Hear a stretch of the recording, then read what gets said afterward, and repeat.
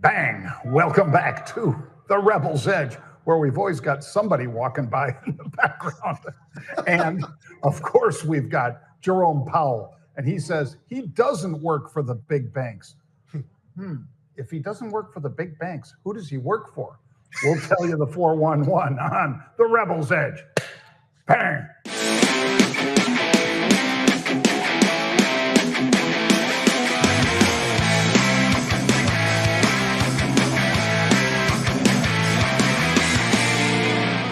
There we go.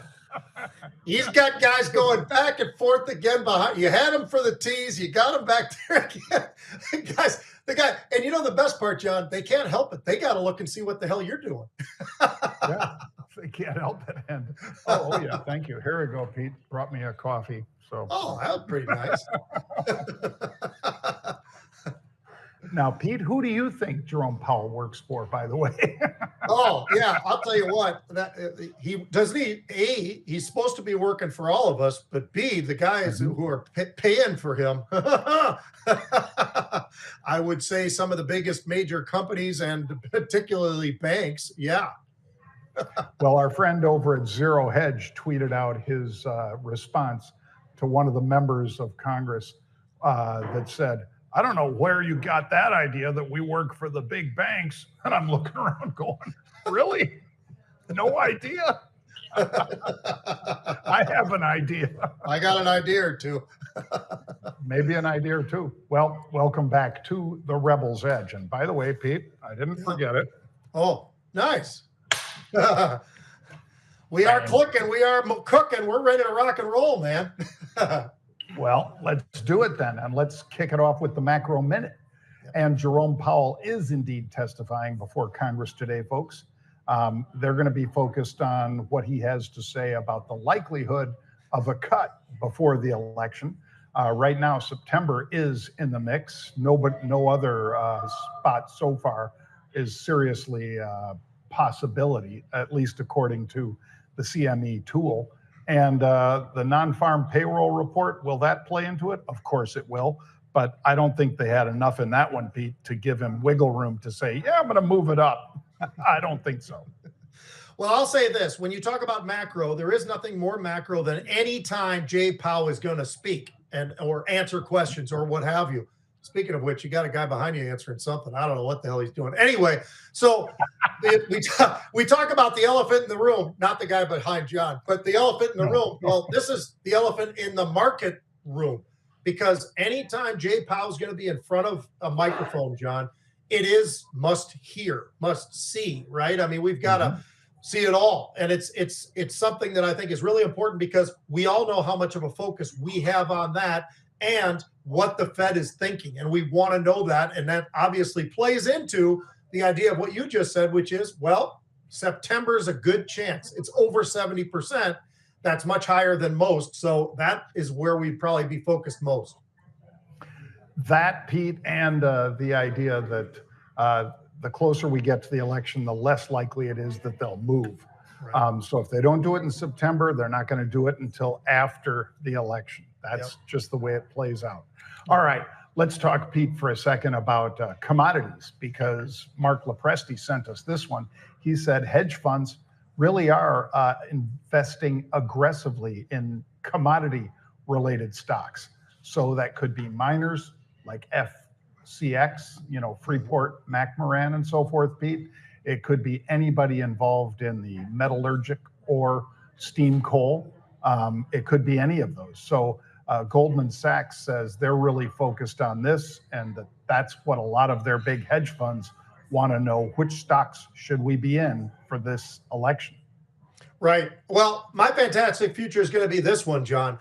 Volatility, which we talk about frequently, and people have unfortunately or fortunately had to hear me talk about this for many, many years, John, but the volatility index is planted in the 12s. I mean, it just is. If you go back over the last month, yes, we got over 13. We got a little bit into the mid 13s. We pulled right back again. But day in and day out, you could just close your eyes and say, well, it's probably about 1240, 1260, 1270, somewhere in that range. And it's been trapped here. Now, here's the interesting part. And we've got something interesting to show you on the unusual options of this. But Yes, we do. 100,000 of the September 18th expiration date, the 25 strike, and they're doing it as a spread, buying the 25 calls, selling the 45 calls. And John, 100,000 of these. Remember the days of 50 Cent? We talked about it all the time. I think this is a little bit of the work of 50 Cent, and maybe he's even upped his game just a little bit with inflation. Yeah, and look at what he's doing too, folks. He's putting on a 20-point spread. The differential between the 25 strike that Pete mentioned that 50 Cent is buying and the 45 strike where he's hands out, he's selling. So then you just have to take the net of that position, and that's how much he or she, because we don't know who 50 Cent is, we can suspect all we want. We can say, oh, it's Ken Griffith. Oh, it's Stevie Cohen. Oh, it's Mark Lazary. It could be any of these guys. Could be these guys behind me, Pete. They just keep on going. Gotta love it. But anyway, that's a really big trade. You're exactly right, Pete. And those kind of trades are ones we want to pay attention to. By the way, it would be somebody that might be playing for a little volatility into both the Democratic and Republican conventions, which are in August, by the way. Yep. All right, Pete, let's talk about Intel, because Intel has been on a winning streak. Today, the turnover of shares, Pete, as high as we've seen in quite a while. Already, I think over 40 some odd million shares changing hands. Basically, it crossed 35 today. We told you guys yesterday about the unusual activity. Well, take a look. There's the unusual activity. These calls don't expire until Friday, Pete, the calls that they were buying. And that's why it's so interesting to me, because they were buying them, and that's yesterday's price, of course. Today, it moved up all the way through 35 and then settled back down at unchanged. What do you make here of Intel at these levels? Well, it sure is interesting, John, and especially because of the fact that if you go back to last Tuesday, the stock was trading close to $30 a share. Here we are, all of a sudden it jumps all the way up and trades over $35 a share in that short period of time. And we're talking about Intel. We're not talking about one of these just came out type of names. We're talking about a long-term name like Intel. And that, I think, does speak volumes for what's really going on. And a lot of this has to do with the generated excitement that's going out there because of some of the new products that Intel is bringing out. And if people forgot about them as far as AI, just like they forgot about Apple when it comes to AI, just like they forgot about a lot of different stocks when it comes to AI, maybe that's starting to kick in just a little bit, John. I would point out this too. When you look at the movement that we are seeing in Intel, it's not gigantic. It's not NVIDIA movement, but nonetheless, it's a nice move to the upside. And for those who are a little more conservative, when you look at the PE of Intel, it's trading around a 31. When you look at the PE of NVIDIA, we're talking about a company that's trading over 50. So just keep that in mind. This is an old school stock. We all know that, but a lot of folks are very excited. And this is the highest level we've seen, John, since April. And we're talking about a stock that absolutely got all the way up and over to $51 a share, pulled all the way back, but now it's starting to get a little bit of traction, and maybe 35, 36, 37, maybe we get back into the 40s. Maybe. We'll see. Yep. And the nice thing, again, folks, is that they give you a time frame, which is the expiration, and a target. Those are things that options can give you that stocks can't. All right. Let's talk, Pete, about Tempest, TEM. These guys, basically AI-driven healthcare innovation. That's what they're all about. So if I told you that, you should probably say to yourself, I want to be involved. Something AI-driven for healthcare that could take costs down and make some of these companies more attractive. Well, more profitable, perhaps.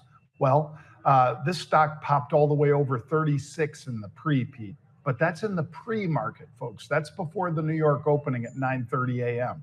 Today, after it started trading, it was going straight down, and it's negative right now. It's all the way down to $32. I still like it, but boy, it just does tell you, Pete, that you got to take your profits when you can, rather not hit them and take a loss when you have to. Yeah. Oh, there's no doubt about it. We talk about it all the time. The discipline that it takes when you get enough of a move, you've got to make sure that you are ready to take advantage of that move because you just don't know and there's nothing promised. So, yeah, we did get that spike. The stock got all the way up, to 35, a little over 35. Now it's pulled back significantly. So it's interesting for sure. They haven't made money yet, John. That's one of the issues that I think would be something.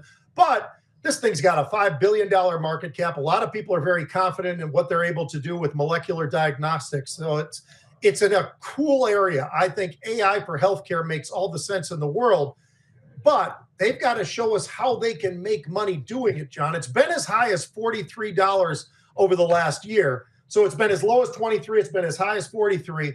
But this is a stock right now that's sort of trying to find its way because after that big spike and this pullback that we're seeing, it's an interesting stock. They got to show us they can make money. And at some point they will. It just might not be right now. Yeah. And you could let it come back down to earth a little bit. I mean, I have nothing against that. And I think that's a prudent way to play any stock that's seeing a pullback. You don't have to buy it on the first dip. And this is one of those first dips. But the fact that they came out hands out so fast, Pete, kind of tells you a lot about some insiders or people that have been in a long time wanting to cash out. Yeah. All right, let's talk about Helen of Troy. Now this one, it's kind of a crazy company, Pete. They have so many different verticals, but basically, if you've heard of Hydro Flask, they make that. If you've heard of OXO, which are kind of like a higher end version of can openers or bottle openers and, kitchen, not so much appliances, not motorized things as much as just things like spatulas and all that kind of stuff.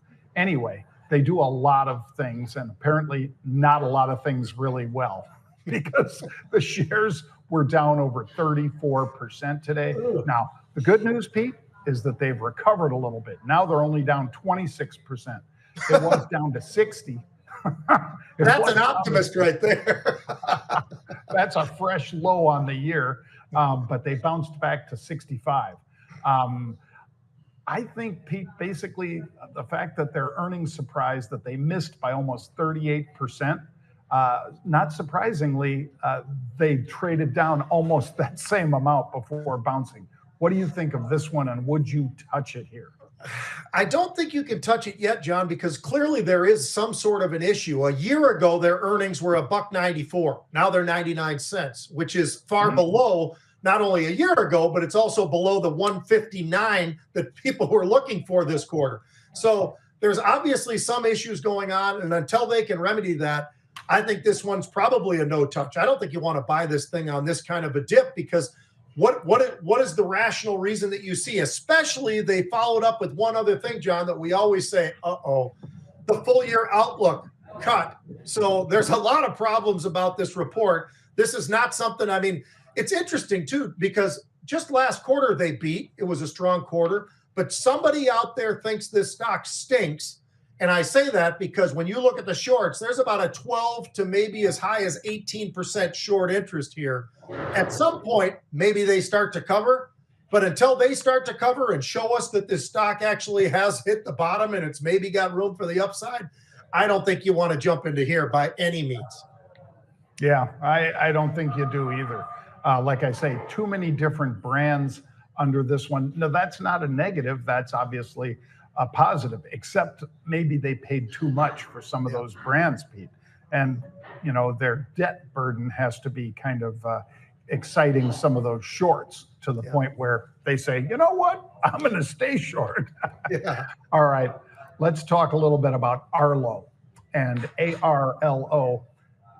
If you've been in a Best Buy, you've probably seen their stuff. They make cameras, doorbells. I think they do Wi-Fi extenders and things like that, Pete.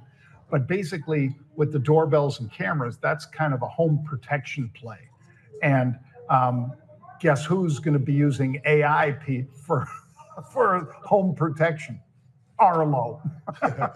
And because of that, because they've signed up 4 million paid accounts, now those are reoccurring revenue, folks.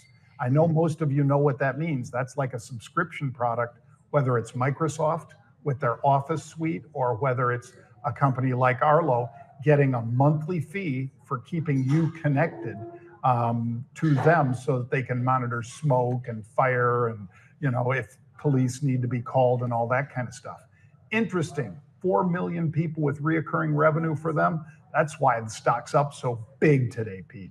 Yeah, 52-week highs, John, got up over 16. I don't know where it is right now, but it had a really nice run to the upside. It's had a bit of room, I think on the low side, $9, on the high side, $16. That's 52 weeks. But hitting those 52-week highs today, the subscription model, I think, says it all. And you're exactly right. And the idea that they actually use the word AI or letters, AI subscription, kind of says it all. They're doing the right thing. They've got 4 million folks out there, as you said. I think that really sealed the deal for everybody. And now it's a matter of, are they a little bit late to chase this thing? I don't think so. I think they can build upon this when you really look at it. Now, does that mean that today is the day that you start to really jump in there? Probably not. You probably have to pause for a little bit, see how things play out. But this is a really interesting stock in this environment that we're in. Smart home protection makes a lot of sense. You just said it. I mean, whether it's theft or whether it's fire or whatever it might be, I think this is the right place at the right time. And I think with that AI side of it, it really does raise this thing that much faster to the upside. I don't think I'd be surprised a year from now if they've got 8 million from this 4 million. Well, that would be tremendous growth. And Ring Doorbell with, Google bought them, I believe, Pete. There's a lot of these companies that have jumped into the space that ADT and Honeywell used to really dominate. So worth keeping an eye on. Like Pete says, the AI is why it's up so big. All right, Pete, I think you were out in San Francisco recently and participating with the 49ers out there, hanging out with Kyle Shanahan and Kittle and all these guys. Well, turns out one of them got married this past week, and that would be Christian McCaffrey. And boy, what a fabulous athlete, what a good-looking groom and bride for this one. I thought we'd watch this, Pete, and you could comment on some of the people that you see in the video, especially Kyle Shanahan's porn stash. This is what peak performance at a wedding looks like. Greg Olsen, legend, tied one on to the McCaffrey, Olivia Colpo. He does look like a guy having a good time, doesn't he? A guy who had a good time. You heroes covered in dirt. Coach would be proud. You left it all out on the field. We all know a guy that left it all on the field.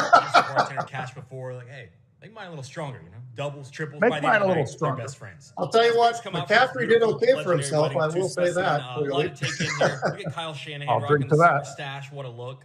There's the stash. Use check, normal suspects. Olivia Colpo looks great. I've heard some people question her wedding dress. Not my business. McCaffrey's jawline somehow got more chiseled through the party, through the wedding. I don't know. Olsen definitely stole the show. The best athlete maybe in the entire NFL, by the way. We'll be seeing this meme again as he dominates the NFC again this year. As more photos come out, there's probably more Kittle's content. awesome. You're like, oh yeah, I can't believe he's got it back in a Greg Olsen here is ponytail. taking the internet by storm. Every single person who ever attends a wedding should look like Greg Olsen at the end of it. Hey, NFL's got a lot of he doesn't influencers look now. that More NFL offseason. hammered or anything, does he? Funny wedding pics.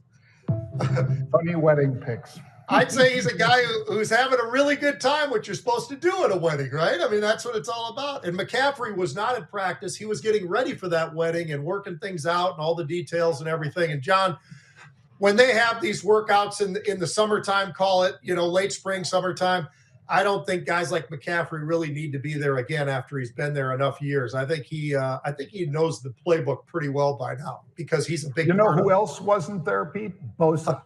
Yeah. Bosa was working out on his own too, because you told me that.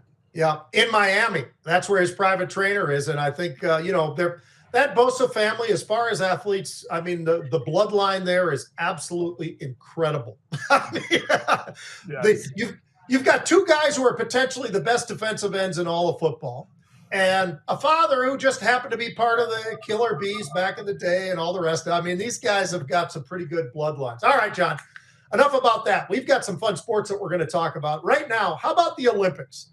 Now, we always, once we had the professionals getting involved, it became the dream team, right? Because suddenly it was the dream to see all these amazing players come together, Michael Jordan, and all of these various studs from the NBA. Well, this year is no different. And the stud of studs, in my opinion, is Ant, otherwise known as Anthony Edwards. Jon, he's a Timberwolf. That's not the only reason I like him, because I'm up here in Minnesota. I think the guy, everything he stands for as far as the fans and everything he gets into when it comes to what he puts himself into for every single game, whether it's a playoff game or a preseason game or regular games in the regular season, he is special. And I loved that he got up there with all the confidence in the world and he goes, hey, look, I'm the number one option. End of story. Who needs to argue with them? Well, you got KD, you got all these other players out there. I mean, a lot of guys probably feel like, well, maybe I'm Steph Curry, but Steph Curry, you're getting pretty old. KD, you're getting a little bit older too. And this guy's 24 years old. Is he cocky? I wouldn't call it cocky. I'd say it's confident. When you can back it up the way he's backed it up each year in the NBA, that ain't cocky. That's a guy who is probably the best player on that team. And I'm excited for that more and more and more, because he's building something with these guys. They're going to run some of these countries off the court pretty quick, Jon. Oh, yeah.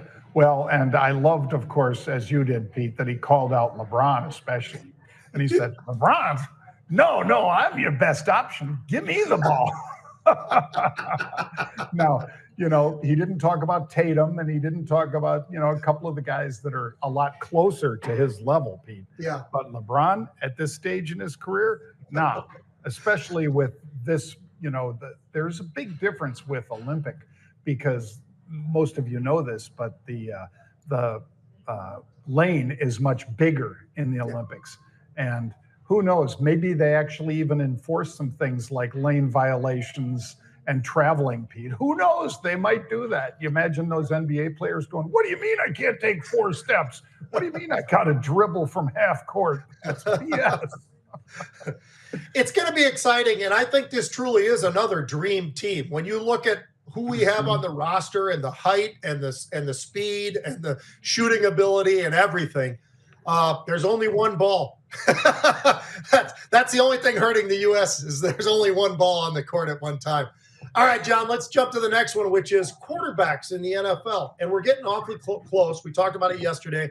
July 13, the first team gets back into it, Baltimore Ravens. But Dak Prescott, I wanted to kind of focus on him, because why is it and how is it, Jon, that he hasn't gotten that monster contract that everybody else has got? Now, here, I can understand some of the arguments about it, and I'm just curious. I thought I'd run it by you and I, but here's what he's got for a career. He's got 202 touchdowns, 74 interceptions. That's too many, but a lot of those came a while back. 76% or 67% rather completion percentage. Last year, 36 touchdowns to 9 interceptions. He was almost 70% completions. They were 8-0 at home. They were a 12-5 football team. Now, on the road, they couldn't get it together. Not sure exactly why that is, Jon. But it's not always the quarterback. We all point to the quarterback because he gets the most money, but he ain't getting the most money. So when I see Burrow and Trevor Lawrence and Goff and Herbert and Jackson and Watson and Cousins and Mahomes, all between $45 and $55 million or more, I think that Dak Prescott probably has a pretty decent argument. And what I don't understand is this. You're going to pay him.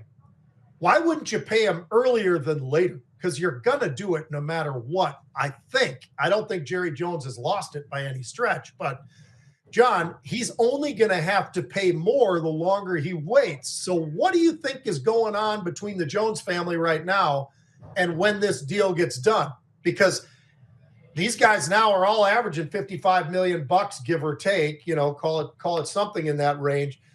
Dak Prescott's probably going to get, if they keep waiting, maybe 60, maybe more. I don't know. What do you think? Well, see, and that is the risk, Pete, because I'm sure when, those first contracts were signed, people thought, okay, Burrow and Mahomes getting an extension and things like that, okay, that's the top. And everybody else is going to be signing for less. And then you get Kirk Cousins, a guy long in the tooth who's been in the league forever, coming off of an ankle injury, or Achilles tear. All of a sudden, he's getting that kind of big money too. Wow.